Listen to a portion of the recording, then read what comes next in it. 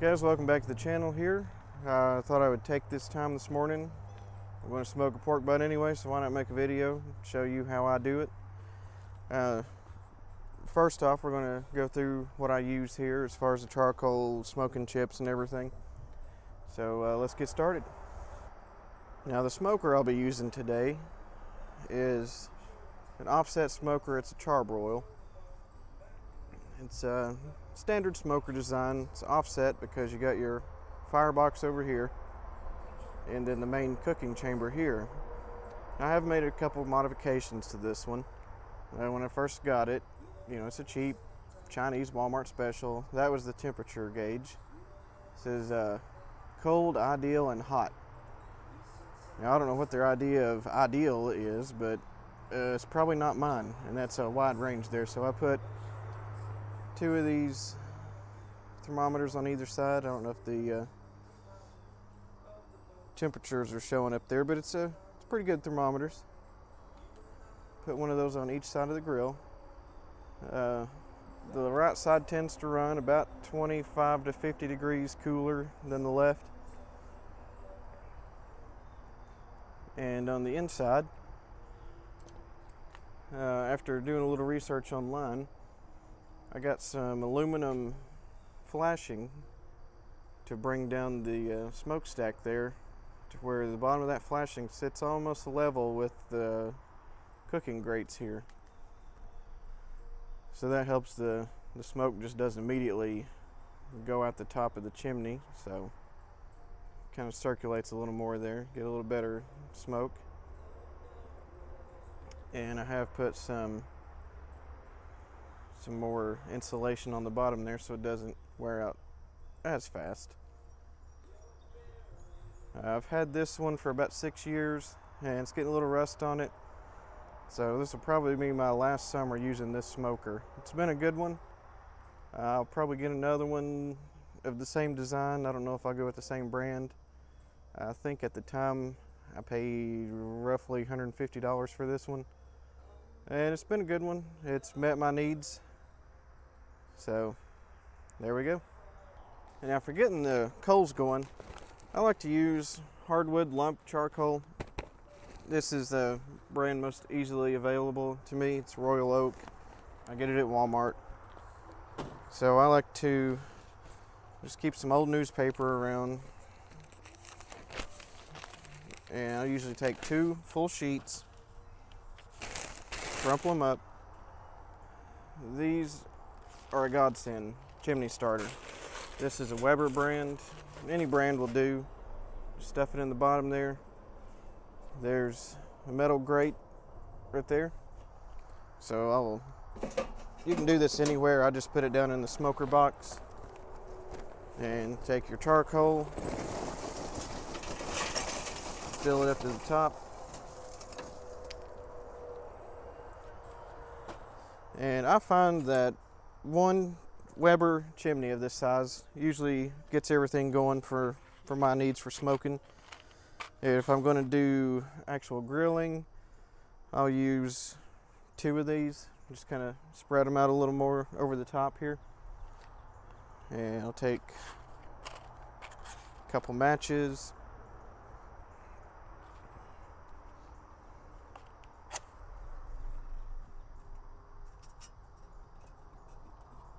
Stick them down in the side there. It helps if the flame actually touches the paper, which those did not. So we're going to go through the other side here. It's a great thing about this smoker, it has a little door where you can dump your ashes and whatnot out and more easily get to your coals.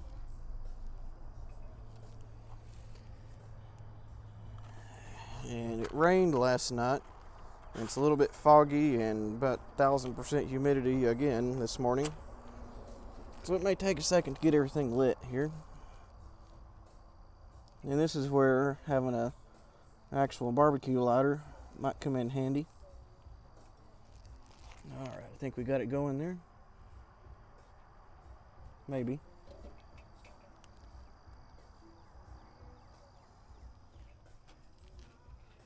There we go. Now we got the newspaper lit. So I like to do this step first, let the coals get going, and then I will go inside and put the rub on the meat. Sometimes I like to put it on first, you know, the night before, let it sit overnight. It's getting a little smoky. So sometimes I will do this first and let the coals get going. And then I'll go in and put the meat on. We'll talk about what kind of meat I use and a little bit of my history with barbecue. I'm initially self-taught, but honed my skills along the way as I was working in a couple restaurants in college. So we'll go inside now and get the rub on and let this fire up. Another great thing about these chimneys, you get a more complete burn with all your charcoal, and this will be ready to go in about 10 or 15 minutes. Okay, now the type of meat I like to use, this is pork butt, as is commonly known in the barbecue community. Most of the time in the grocery store you'll see it labeled as a pork shoulder. It's got the bone in. See, this one has some good marbling. That'll make for a lot of good flavor. I usually like to look for one that has as big a fat cap as possible. Get some good flavor in there. As it cooks, you know, a lot of this will stay intact. You have to pull that off when it's done, which we'll go over. But a lot of it will melt down, flow through the meat. And for the seasoning, I kind of hate to give this away, but I just use Tony Chachere's Creole seasoning. It's got a good, you know, a little bit of a kick to it that I like, and it's got some spices in there. I don't know what all's in it, but it's what I've always used, what I learned to use, and it works good. So I like to just sprinkle it on very liberally. Some of it will come off during cooking. You know, most of it will stay though. Get everything kind of rubbed in there. If I do this the night before, I'll rub it all in and then wrap this fairly tightly in a plastic wrap. So I just get all the surfaces there. Can't really use too much of it at this step.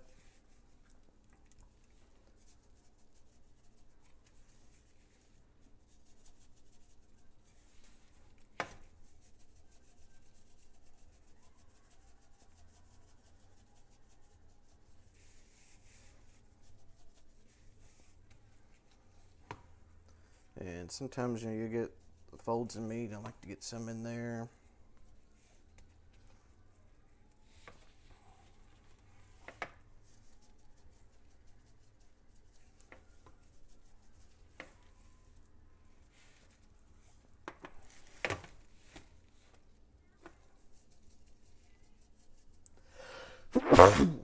Excuse me.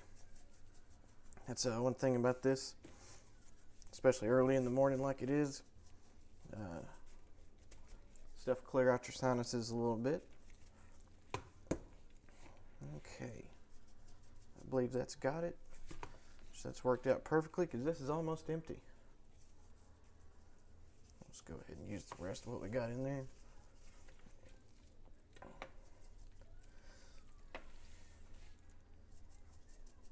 Okay, I believe that's it. So I'll usually let this sit here and rest. Kind of, you don't want to let raw meat set out for hours, but I'll let this come up to temperature just a little bit. You know, usually sit 30-45 minutes while I get the coals and everything going. So we're gonna let this sit here a minute, go check on the coals and see if they're ready. And now when your coals have a mostly uniform gray appearance over the top, that's when you can, you know, put some gloves on for safety, of course. And especially when you're wearing flip-flops, be very careful when you're pouring those over into the firebox, because they're red hot and you get a lot of embers fly up.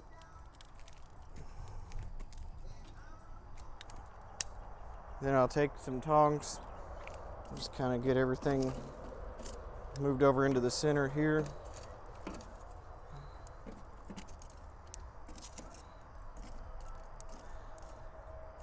And once I get them in here, I'll kind of let them sit there for a minute and start to burn some more.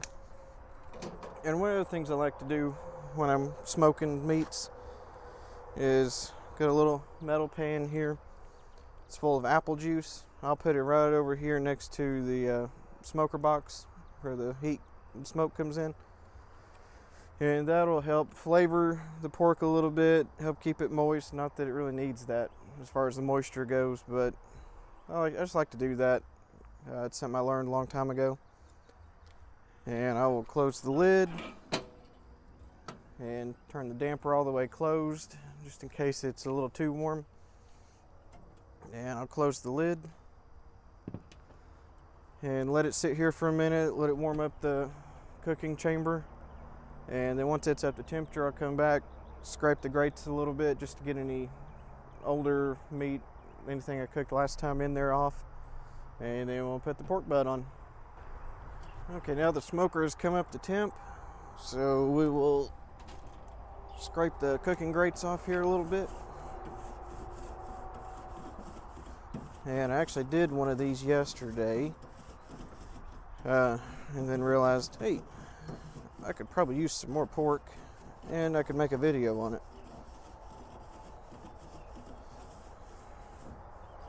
So that's what I'm doing. All right, now got the grates clean, ready to put the meat on. I like to use gloves whenever I'm handling the meat. It just cuts down on the amount of hand washing I have to do. So we've got the pork butt all seasoned up, and I usually like to just stick it on there in the middle, let it do its thing. And the wood I'm using is just some hickory wood chips I've had soaking in water. So we'll put that on, close the lid here. And I'll just throw some of these on, let the heat get going. So as you can see now, that's starting to smoke, getting a little good amount of smoke on there.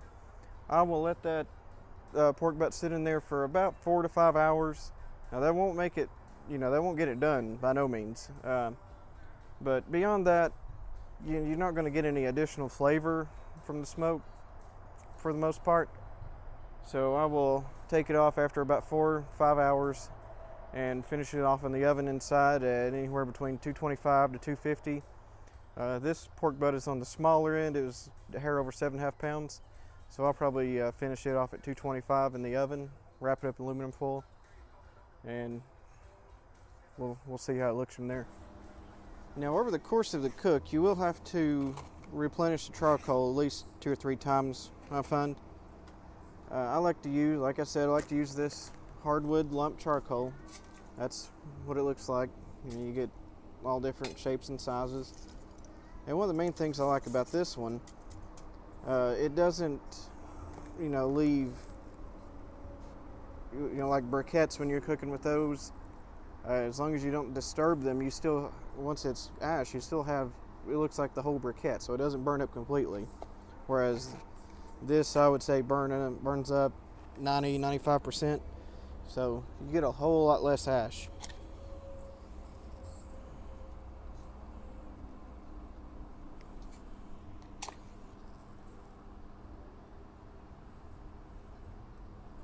So I like to, once, about 30 minutes out, I like to go ahead and get another chimney of charcoal started.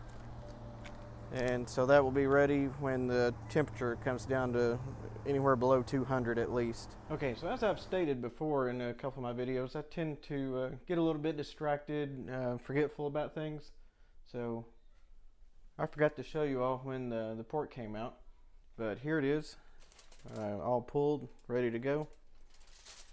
So I may do another video later on maybe some chicken or ribs, something like that, but thanks for watching. If you like what you see, like and subscribe for more. This is just another one of my interests is barbecuing, so stay tuned.